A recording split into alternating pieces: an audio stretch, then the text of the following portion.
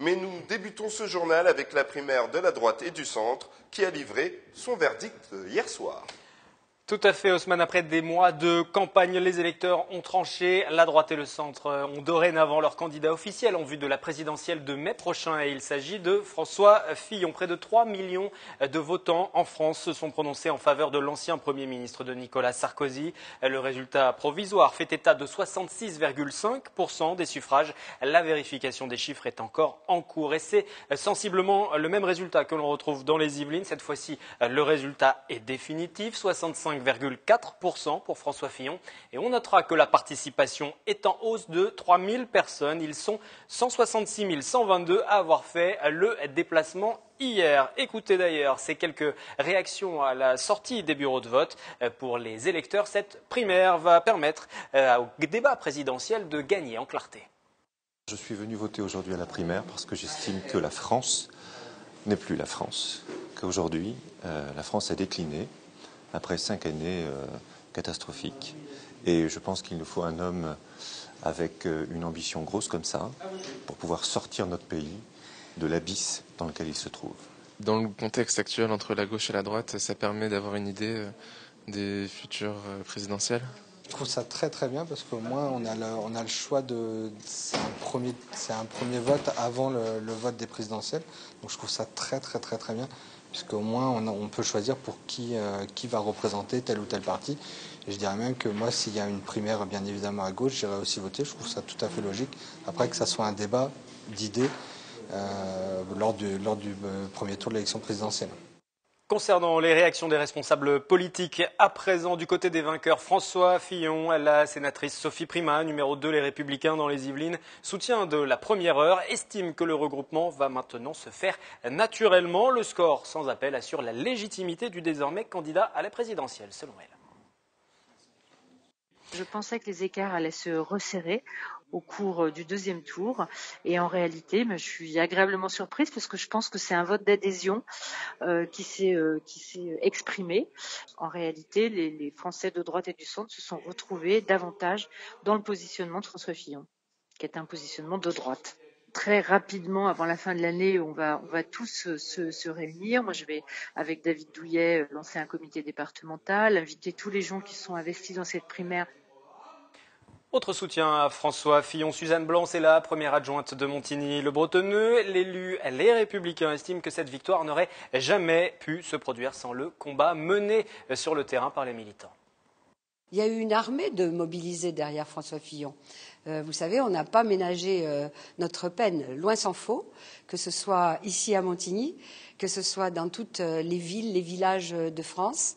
Il a fait un énorme travail lui-même sur le terrain. Énorme. Hein. Il est allé même dans des villages et c'est très important.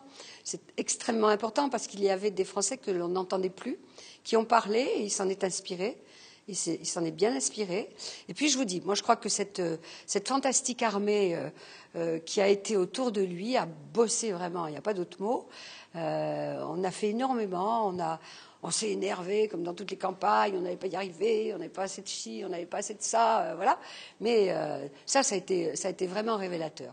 Avant d'écouter les soutiens à Alain Juppé, un mot concernant la commune de Montigny-le-Bretonneux où siège d'ailleurs Suzanne Blanc, une commune plutôt centriste. Alain Juppé y totalise 48%, c'est l'un de ses meilleurs scores. Et voici la réaction du maire Michel Laugier, également président de Saint-Quentin en Yvelines. Et il a un message à faire passer alors que débute une toute autre campagne. Un écart plus serré qu'au niveau national sur Montigny, mais bon, Montigny est une commune différente et Montigny a toujours eu un comportement très centriste dans ses choix. Alors moi, ce que j'attends du prochain président de la République, surtout, c'est qu'il facilite le travail des élus. Donc il nous faut plus de liberté, liberté d'entreprendre, liberté de gérer au niveau local, et surtout qu'on ait aussi les moyens qui vont avec, afin que les habitants puissent être satisfaits de la gestion de leur ville. Alain Juppé est battu et pourtant les soutiens dans le département des Yvelines étaient nombreux. Exemple avec Carl Olive, c'est le maire de Poissy. Il avait également animé les différents débats parisiens, les différents meetings. Le combat qui nous attend aujourd'hui et pendant 6 mois, c'est bien le défi de remporter l'élection présidentielle.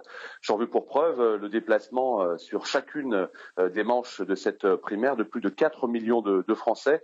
C'est légitimer le vainqueur. François Fillon a désormais tout le pouvoir, entre guillemets, de pouvoir bien se préparer avec toutes les sensibilités, mais il est légitimé par ces Français qui souhaitent l'alternance. Si du côté de la droite on sonne globalement l'heure du rassemblement, la situation est un peu plus complexe avec les centristes de l'UDI et surtout du MoDem. François Bayrou s'était engagé, vous le savez, aux côtés d'Alain Juppé. Depuis plus d'une semaine, il juge très sévèrement le programme, le projet de François Fillon. Voici ce qu'en pense Bruno Millienne, c'est le président du MoDem dans le département des Yvelines, également conseiller régional Île-de-France. On va prendre le temps, il faut qu'on réfléchisse. Ça va pas se faire, on va pas faire ça du jour au lendemain. D'abord, c'est pas dans nos gènes, dans nos habitudes. On prend toujours le temps de la réflexion pour se décider. Et je peux pas parler à la place de François Bayrou. Nous, on va surtout travailler, essayer de proposer une autre alternative et on verra l'accueil que nous réserve cette nouvelle alternative qu'on va proposer.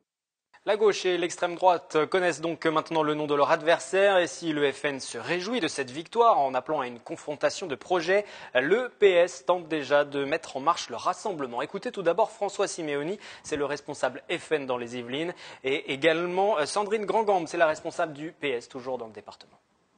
C'est vraiment le candidat ultralibéral qui porte ce projet de casse, mais je dirais même d'injustice sociale, parce que regardez par exemple l'augmentation de la TVA, 2 points qui prévoit à qui ça va toucher, ça va bien sûr toucher les plus humbles. À côté de ça, il supprime l'ISF. Donc véritablement, nous, on porte un projet patriote radicalement en opposition avec ce candidat du système, quoi. Les élections sont encore dans suffisamment longtemps pour qu'il puisse y avoir des changements et c'est pas du tout sûr. Moi, je n'imagine pas du tout, comme certains, le fait qu'une personne comme Fillon soit au 2e tour. Dans les périodes de tourmente, il y a des règles, il y a des valeurs qui sont les nôtres, qui doivent être notre boussole. Et je pense que c'est la seule manière de trouver le meilleur d'entre nous, le meilleur candidat pour affronter une droite qui est de plus en plus réactionnaire sur le plan sociétal et qui est quand même très très libéral sur le plan économique.